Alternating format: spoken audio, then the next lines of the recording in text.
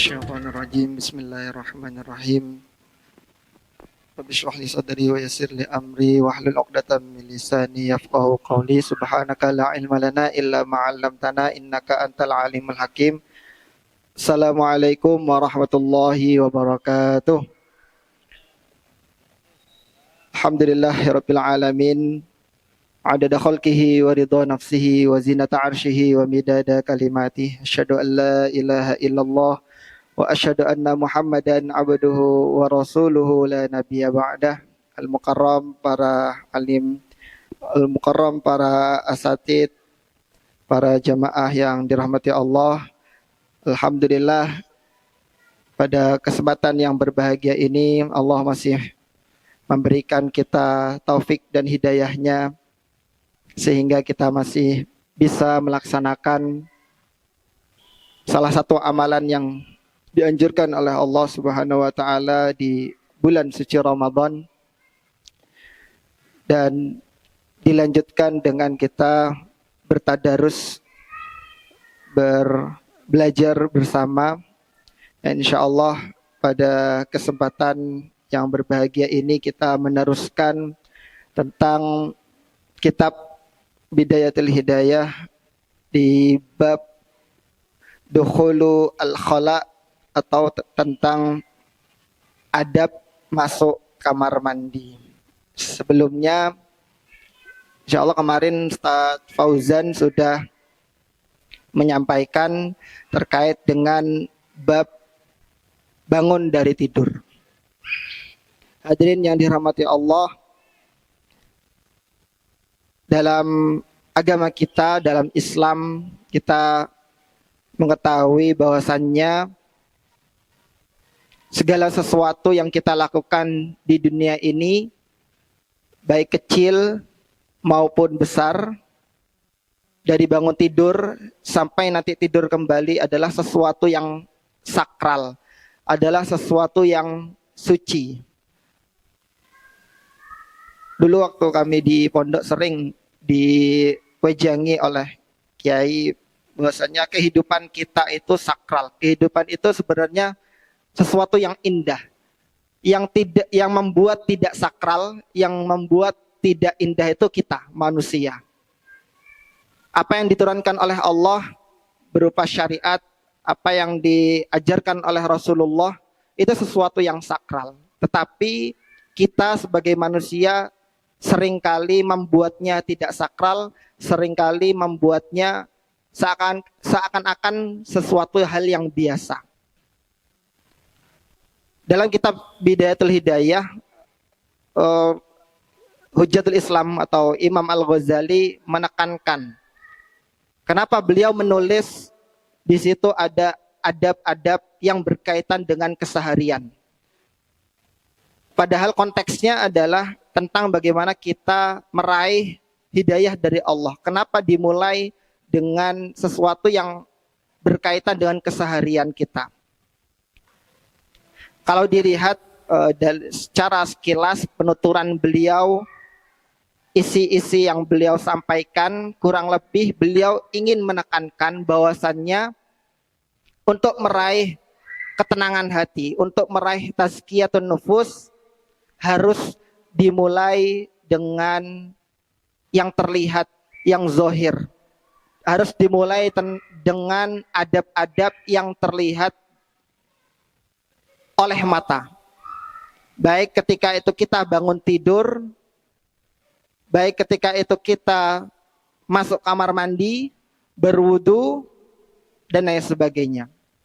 Sehingga ketika kita sudah menjalankan rutinitas itu dengan penuh kesadaran bahwasannya itu adalah perintah dari Allah Subhanahu wa taala, maka insya Allah kita bisa memaknai, kita mengerti tentang hakikat apa yang Allah perintahkan itu.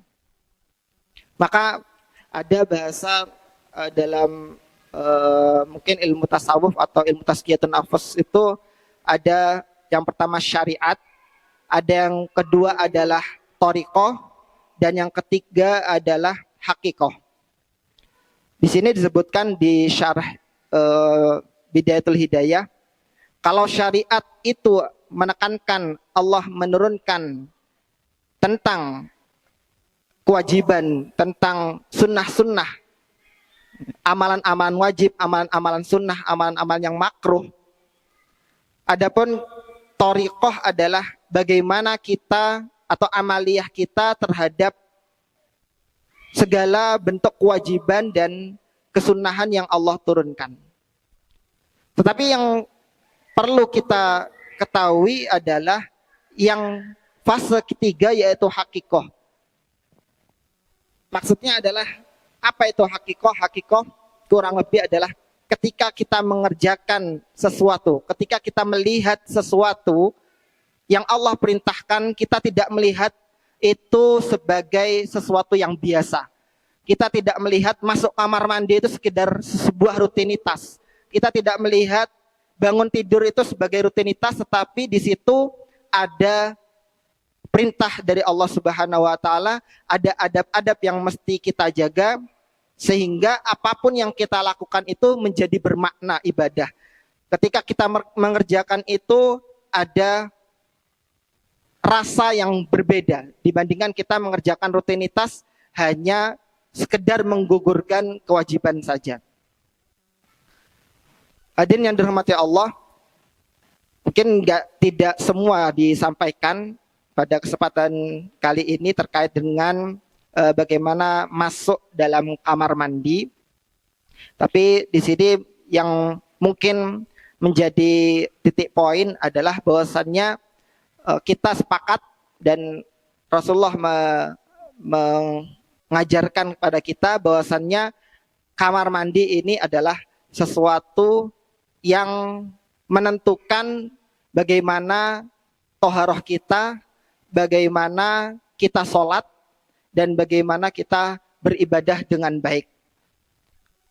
Kalau misalkan ketika di kamar mandi kita asal-asalan, kalau kita di kamar mandi kita tidak memperhatikan adab-adabnya, kita mengabaikan anjuran-anjuran dari Nabi Muhammad SAW, maka bisa dipastikan ibadah-ibadah yang kita lakukan itu belum sempurna.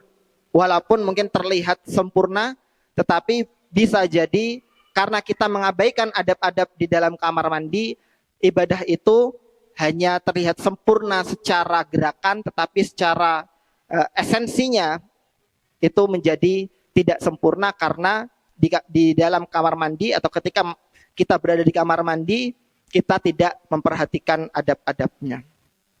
Nah, di sini beliau mulai dengan bagaimana kita ketika menuju kepada kamar mandi, ketika kita sudah berniat untuk menuju kamar mandi. Faqaddim fid dukhul rijlaka al-yusra. Hal yang sangat kecil ketika masuk kamar mandi adalah bagaimana kita melangkahkan kaki kiri terlebih dahulu. Mungkin sebagian dari kita kadang-kadang tidak menyadari dalam beberapa waktu atau beberapa kali masuk kamar mandi itu, atau yang sering biasanya keluarnya, karena kita masuknya kaki kiri, kadang-kadang keluarnya itu juga kaki kiri juga. Itu yang saya rasa, pengalaman saya. Sehingga ketika Nabi Muhammad SAW menyuruh kita untuk memperhatikan adab masuk kamar mandi itu, seakan-akan beliau itu ingin menekankan kepada umatnya bahwasannya kita harus bisa membedakan mana tempat yang kotor dan mana tempat yang suci. Masjid kita dahulukan kaki kanan, keluar kaki kiri. Kamar mandi yang di situ tempatnya setan, maka kita harus mendahulukan kaki kiri dan keluar dengan kaki kanan. Dengan begitu, dalam hati kita itu ada perasaan atau ada sebuah keyakinan bahwasanya kita menganggap perintah dari Rasulullah itu adalah sebagai sebuah penekanan untuk membedakan agar kita itu bisa, hati kita itu dibiasakan oleh Rasulullah, oleh Allah untuk membedakan mana tempat yang baik dan mana tempat yang buruk, mana hal-hal yang baik dan mana hal-hal yang buruk. Kemudian selanjutnya beliau melanjutkan ketika sudah mendahulukan kaki kiri, jangan lupa untuk berdoa. Ini juga tentu kita mungkin banyak alpanya, mungkin banyak lupanya. Ketika masuk kamar mandi, kita berusaha untuk menjauhkan diri kita dari godaan setan, laki-laki maupun setan perempuan. Jadi berapa banyak gangguan setan atau was-was atau syaitan itu bermula dari kamar mandi. Bermula dari sesuatu yang kita anggap remeh. Berapa banyak orang kesurupan kena gangguan setan karena melupakan adab-adab yang ada di kamar mandi.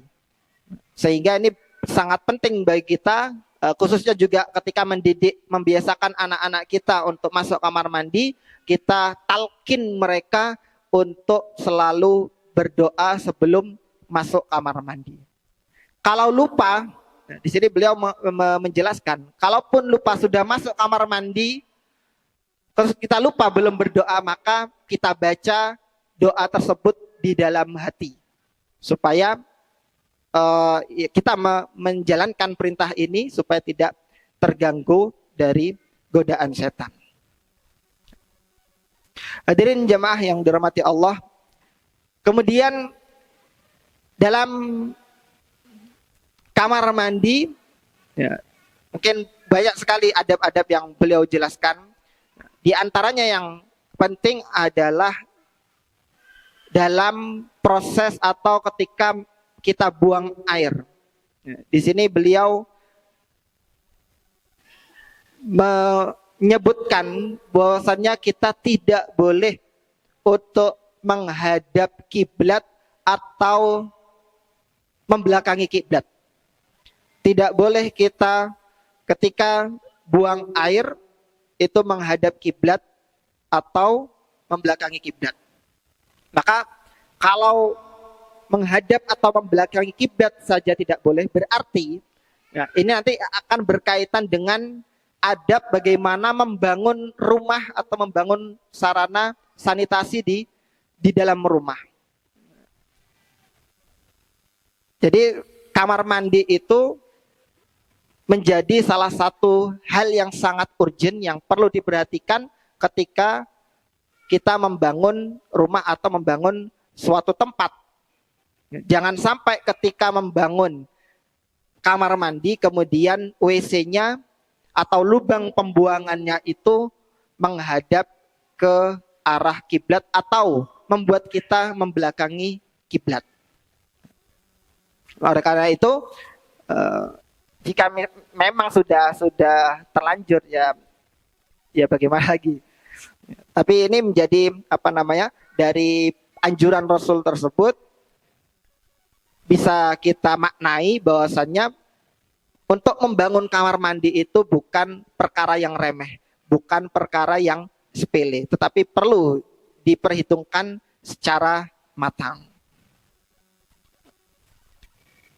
Kemudian selanjutnya adalah kalau kita tidak di kamar mandi. Nah, ini tadi konteksnya ketika di kamar mandi di tempat yang di situ ada air. Kalau misalkan kita tidak ada di kamar mandi atau di tempat yang mungkin kita dalam perjalanan, mungkin lagi hiking misalkan, maka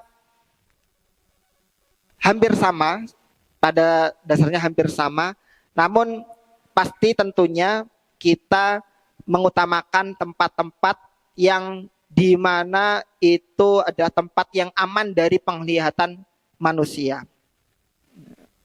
Berapa banyak dari kita mungkin melihat masih ada beberapa masyarakat itu yang karena mungkin di rumahnya tidak ada sanitasi yang memadai, kemudian pergi ke sungai tanpa ada tabir atau hijab, kemudian membuang air secara sembarangan. Nah, ini menyalahi anjuran dari Rasulullah SAW. Sehingga di situ tentu kita ingin menjaga privasi, ingin menjaga aurat kita. Maka diperlukan tempat yang benar-benar aman dari penglihatan manusia. Kemudian yang terakhir, jika tidak menemukan air, maka kita harus menyediakan minimal ada 3 batu yang, atau selain batu boleh untuk membersihkan sisa-sisa dari hadas yang kita buang. Di sini dari bab adab masuk ke kamar mandi ataupun adab buang air, pada intinya adalah Rasulullah SAW mengajarkan kita adab-adab yang sangat berkaitan erat dengan keseharian kita, dan itu menjadi tolak ukur bagaimana kita itu bisa mengamalkan atau bisa mentaati anjuran dari Rasulullah tersebut, sehingga hal itu ketika kita biasakan dan kita pahami, kita maknai, sangat berkorelasi dengan hati kita, sangat berkorelasi dengan bagaimana kesucian hati kita. Ketika kita membersihkan atau mensucikan sesuatu yang zohir, maka insya Allah Allah akan mensucikan sesuatu yang batin. Begitupun sebaliknya, ketika kita berusaha untuk mensucikan yang batin, maka insya Allah Allah juga akan mensucikan diri kita yang zohir. Mungkin sedikit yang bisa kami paparkan. Hadaniyallahu wa iyyakum ajma'in. Wassalamualaikum warahmatullahi wabarakatuh.